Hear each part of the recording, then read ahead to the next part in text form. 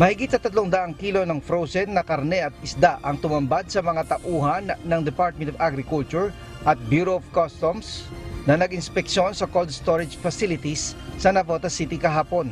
Tinatayang nasa halos 87 million pesos ang halaga nito, na ang iba ay walang pakete o kaya sira ang mga label kung saan makikita sana ang expiration dates. Ayon kay Dennis Solomon ng DA Inspectorate and Enforcement Office, ang mga ito ay imported na galing Canada at Brazil. Malaki niya ang posibilidad na ito ay dinadala at ibinebenta sa ilang pamilihan. Sa mga ibang inspection po natin sa mga palengke, nakita po natin yung ibang mga same labels ng mga karne, yung mga nahuli din po natin na expired sa may kawayan. So, andyan po yung mga yan nasa mga palengke natin. Bunsod nito, sinelyohan muna ng Bureau of Customs ang 13 sa 15 cold storage facility sa lugar.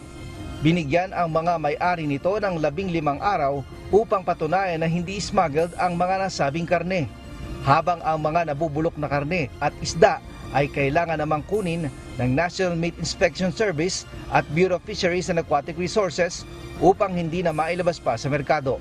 Ray Pilayo, UNTV News and Rescue.